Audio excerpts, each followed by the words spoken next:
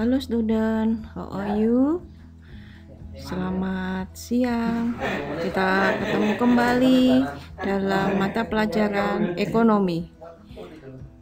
Sebelum kita mulai, kita terlebih dahulu berdoa ya.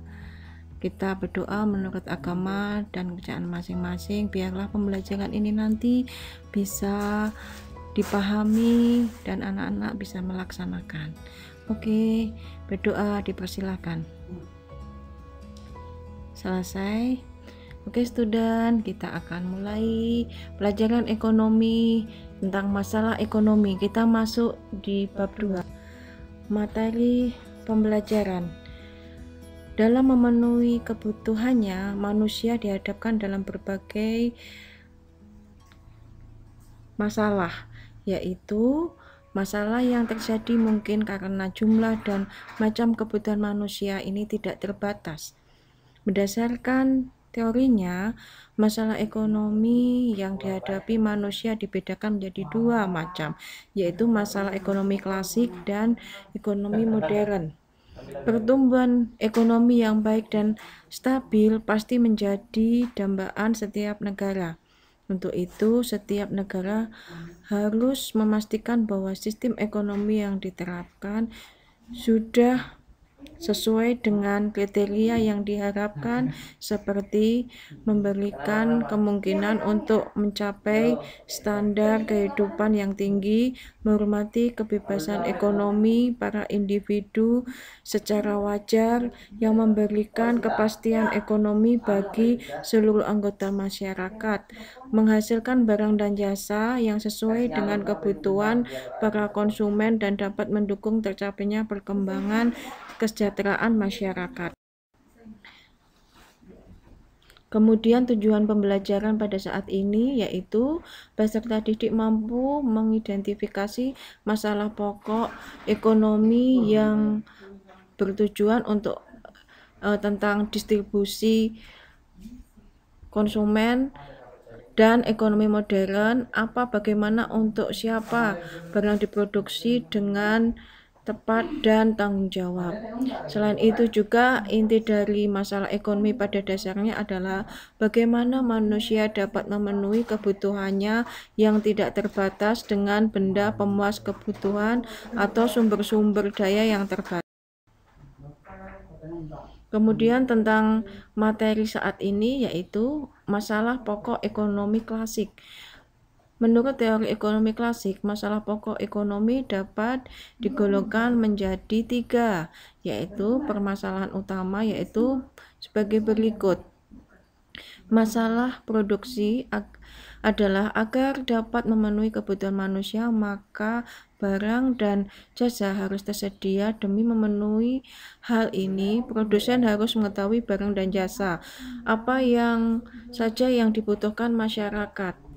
Masalah distribusi adalah masalah lain adalah bagaimana produksi bisa terdistribusi secara baik sehingga sampai ke tangan konsumen yang membutuhkan. Sistem distribusi klasik adalah melalui transaksi langsung antara produsen dengan konsumen yang dilakukan di pasar. Misalnya seperti pasar nyata. Ya. Masalah konsumsi adalah setelah barang dan jasa sampai ke konsumen. Permasalahan selanjutnya adalah apakah barang tersebut akan dikonsumsi malah terbuang sia-sia karena barang yang tidak tepat, tidak dibutuhkan, tidak diinginkan, dan harganya tidak terjangkau. Ini juga menjadi permasalahan lain yang harus bisa dijawab oleh produsen selaku pembuat produk. Di sisi lain, sebagai konsumen kita harus bisa meningkatkan pendapatan supaya dapat menjangkau produk yang kita. Yang kedua, masalah pokok ekonomi modern. Pada perusahaan mebel, jika kalian pernah mengunjunginya, kalian pasti tahu bahan baku yang dibutuhkan, cara membuat, atau masalah-masalah yang ada seperti penyediaan bahan baku, tenaga yang berkaitan dengan permodalan dan sebagainya.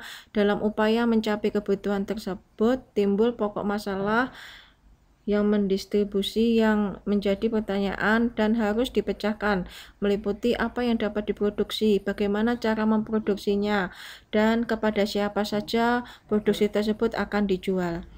Pokok masalah ekonomi modern didasarkan pada kelangkaan dan pilihan.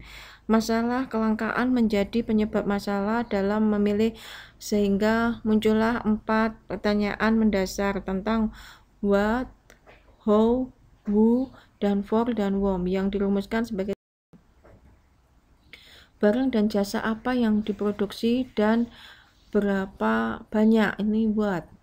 Kemudian masalah pokok pertama yang penting dalam ekonomi adalah bagaimana produksi dapat menentukan barang dan jasa apa yang diproduksi. Apakah akan memproduksi bahan makan, obat-obatan, senjata, mesin industri, peralatan, elektronik, mainan anak, dan sebagainya. Masyarakat tidak mungkin memproduksi semua jenis benda pemuas kebutuhan tersebut. Contohnya, memiliki sebidang tanah yang terletak di tepi jalan raya akan diapakan? Hal itu dapat ditanam kedelai atau jagung, dijadikan kebun tanaman hias atau dibangun ruko. Begitu juga jika memiliki sejumlah dana yang digunakan untuk memproduksi apa dan berapa jumlahnya agar diperoleh keuntungan yang maksimal. Bagaimana cara memproduksi barang tersebut atau how? Setelah barang dan jasa sudah ditentukan jenis dan jumlahnya, maka masalah selanjutnya adalah teknik produksinya.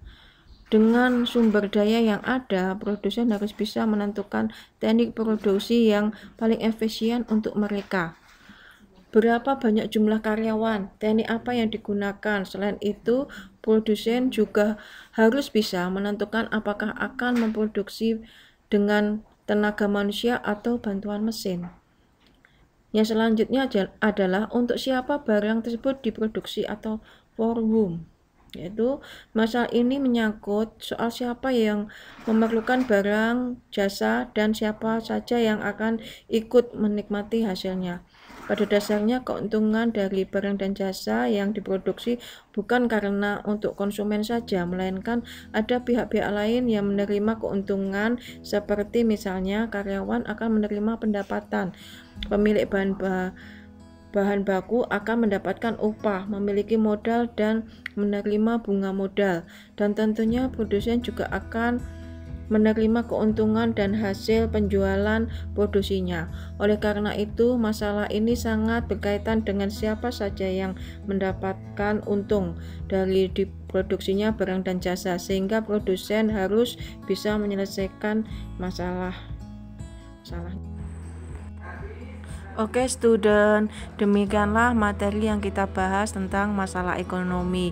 Apabila kalian tidak paham atau tidak mengetahui, kalian bisa bertanya, kirimkan pertanyaan kalian lewat WA. Nanti ibu akan berusaha untuk menjawabnya. Oke student, terima kasih. Kita sambung materi selanjutnya pada pertemuan selanjutnya. Oke, bye-bye.